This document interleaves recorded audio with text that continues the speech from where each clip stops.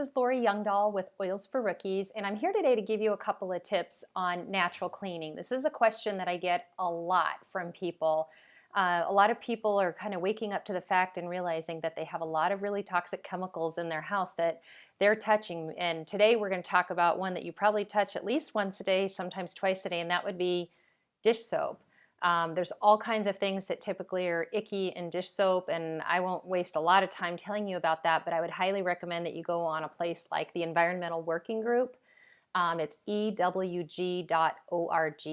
They will tell you all the icky ingredients that you're going to find in a lot of the standard household cleaners and dish soaps that you're going to find in your local grocery store and just basic markets.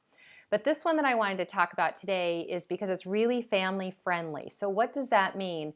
Well, I mean, of course, it's naturally based. It's plant derived. You're not going to find SLS or SLES or triclosan or any of those icky ingredients in it. But the thing that really impressed me the most is when I look at the ingredient on the back, under cautions, it does say keep out of reach of children. Well, that's just common sense. But here's the best part.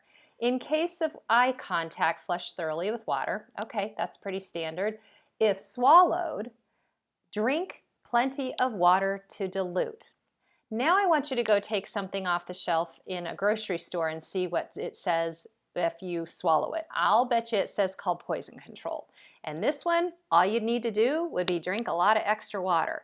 That's kind of like the Thieves household cleaner. It's the same way. So what's in this stuff, and does it really work for cleaning dishes? It's very concentrated, and so only a tiny amount is actually needed when you're doing your dishes.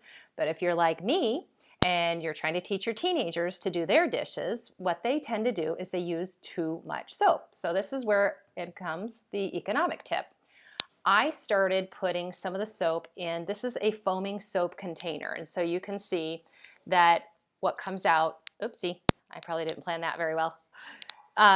But what comes out is foam. And how you can do that is you would place maybe about, take your pinky finger and you would fill it up that much with the soap. And then you fill the rest of it up with the water. And it's going to create a foaming soap for you that is perfectly strong for keeping your dishes nice and clean and getting them to sparkle. So that's a really simple tip. Oh, and then one other thing that I wanted to tell you. So what are the oils that's in here? It is the Thieves, of course, which in our Thieves, it's our kind of our landmark brand in Young Living. And what's in it is the clove, cinnamon bark, eucalyptus radiata, lemon, and rosemary. And we know lemon has lots of cleaning power. In addition to the Thieves that's in there, they put a couple of other extra oils. So it has the jade lemon, it has and bergamot in it, which is just really, I think it's really potent for cleaning the dishes, but it also smells really amazing.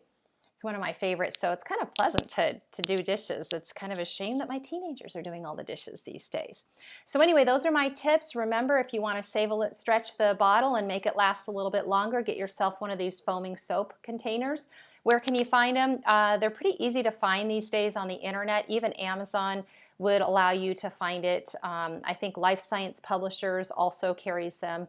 So it's a great little resource. You can fill it over and over and over, and it works great. And the same container, you might get a couple while you're at it, because you can make a foaming hand soap with that as well, using maybe a liquid Castile soap. So that's my big tip. Thank you.